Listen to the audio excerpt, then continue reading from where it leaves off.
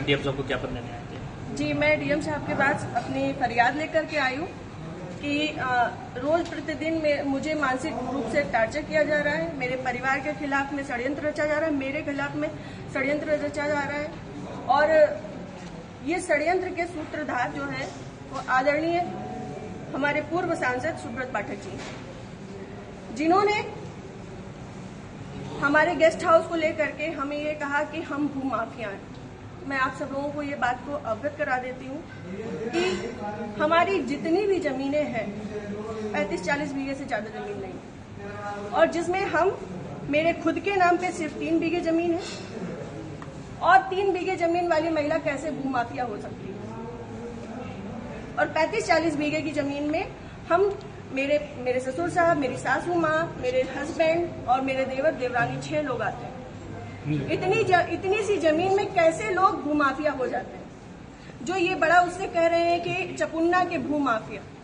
और रही बात मेरे गेस्ट हाउस की, राधा रानी गेस्ट हाउस की, तो आज इन्हें ये पर लग रहा है कि वो हमने सरकारी भूमि में बनाया है, अवैध जमीन पे कब्जा किया है।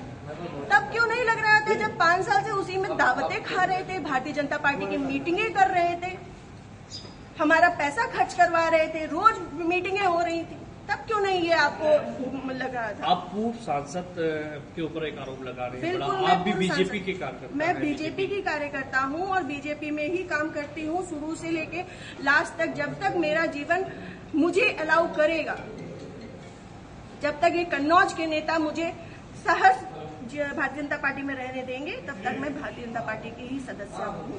पार्टी में आपने इसकी उच्च पद पे लोगों से शिकायत की है?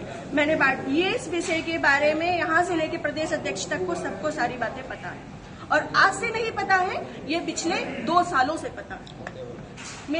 मेरे पिताजी, मेरे ससुर साहब, मेरे हस्बैंड, हम सब लोगों के लिए हत्या तक का मतलब षड्यंत्र रचा जा चुका है, और विगत के चुनाव के निर्णय के बाद ही रचा गया।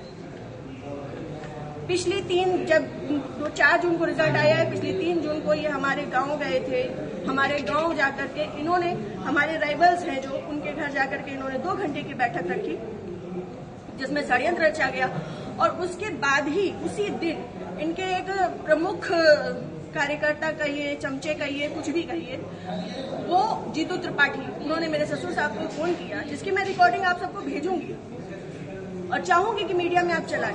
उन्होंने मेरे ससुर साहब को धमकी दी कि अगर चपुन्ना चुनाव नहीं जीता तो आपको 4 तारीख के बाद देख लिया जाएगा।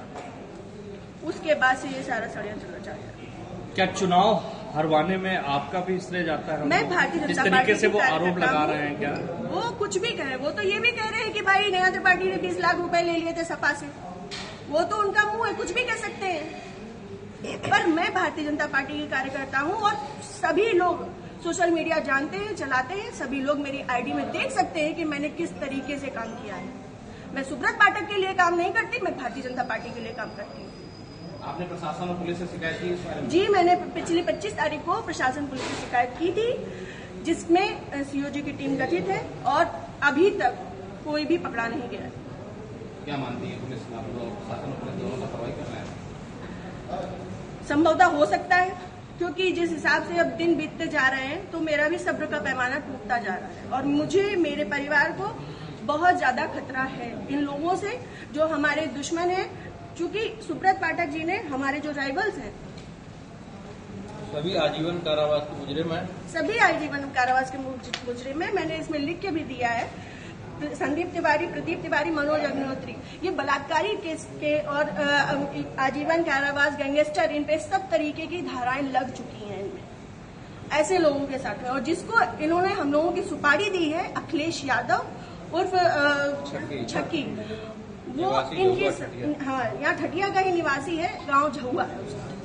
वो इन लोगों के साथ में, सुब्रत पाठक के साथ में भी जेल में रहा है, और इन लोगों के साथ में भी जेल में रहा है, और अभी फरार है।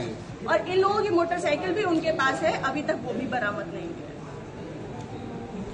ये लोग सिर्फ मेरा मानसिक, शारीरिक और चारित्रिक शोषण करते आ रहे हैं 2 साल से। मैं 3 साल से मैं बहुत ज्यादा परेशान हो चुकी हूँ। अब ये चीजें नहीं होंगी। आज आपने जिलाधिकारी से बातचीत की, क्या उन्होंने आश्वासन दिया? उन्होंने मुझे पूर्ण आश्वासन दिया है कि इस पे निष्पक्ष जांच होगी, क्योंकि हमारे पास रिकॉर्ड्स भी हैं, हमारे पास सबूत भी हैं और बहुत सारी चीजों के सबूत हैं। समय आने पे मैं वो सब आपके सामने रखूंगी। जिले में जो भी भ्रष्टाचार हो रहा है, जो जिला पंचायत में भ्रष्टाचार हो रहा है, जो ब्लॉक प्रमुख में भ्रष्टाचार हो रहा है, ब्लॉक में भ्रष्टाचार हो रहा है, वो सारी चीजें मैं आप सब लोगों के सामने रखूंगी। अगर आपकी सुनवाई आज नहीं होती तो आगे क्या कदम उठाएंगे आप? मैं आप लोगों का सहारा लूंगी और आप लोगों का सहयोग, मुझे पूर्ण विश्वास है कि मेरे साथ हमेशा रहेगा और मैं इस पे अपनी अंतिम सांस तक अब फ्रंट के पैमाने में आकर के लड़ूंगी। Thank you.